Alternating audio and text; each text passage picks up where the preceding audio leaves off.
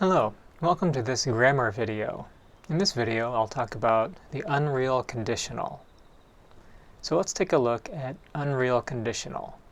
So let's start with an example sentence. If I had $1 million, I would buy a house. So if I had $1 million, I would buy a house. But the reality is, I don't have $1 million. So I can't buy a house. But if I did, I would. So that is the unreal conditional, to describe a situation that's not true, or maybe like something that you wish or that you want. So let's break down this sentence grammatically. If I had $1 million, that is the if clause, and it's the condition. So if this condition were true, then something. But this is something that's not true. That's why it's called unreal conditional, because this condition is not really true. And the other part is the result clause, which is the result. So if the condition is met, then the result is true. So let's look at the grammatical form of the unreal conditional.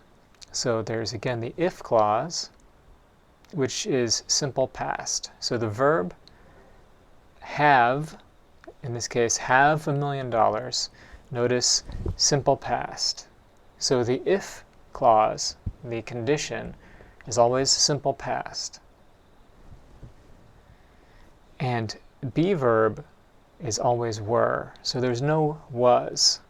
So I were, he were, we were, they were, she were.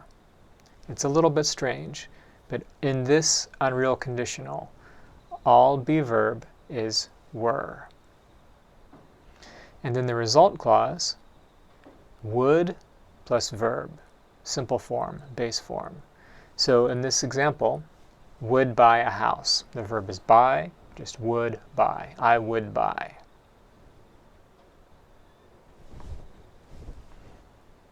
If I had $1 million, I would buy a house. So let's look at some examples. If I lived in Australia, so notice the verb live, simple past, lived. If guns didn't exist, so here we have a negative. So notice didn't exist, simple past. So with simple past, remember in the negative we have to add did not. If guns did not exist. If I were a superhero, so here is an example of be verb. So notice I were, if I were a superhero. Usually simple past of be verb, I was. However, in the if clause, in a conditional statement, I were, if I were a superhero. Another example of be verb. If learning a language were easy. So again, another strange, irregular form. And then finally, here, if animals could talk. So here we have helping verb could. So animals normally can't talk. So this condition again is not true. But if animals could talk. So these are the if clauses, the conditions. Now let's look at the results. So if I lived in Australia, Christmas would be in the summer. So again, would plus verb. In this case, Christmas would be. So here's be verb. Next, if guns didn't exist, the world would be safer. So again, another would plus be verb, would be. If I were a superhero, I would save many people. So the verb is save. So would plus verb, would save. If learning a language were easy, everyone would speak many languages. Would speak.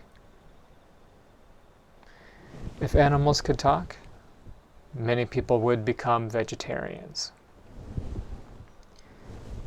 So again, the verb become, would become. Would plus verb. So these are some examples of conditional sentences. And with the order, so in those examples, I used if clause first and then result clause, like this. If I had $1 million, I would buy a house. So notice the comma. If you do the if clause first, you need a comma between the clauses. But it's okay to switch the order. I would buy a house if I had $1 million. This is okay.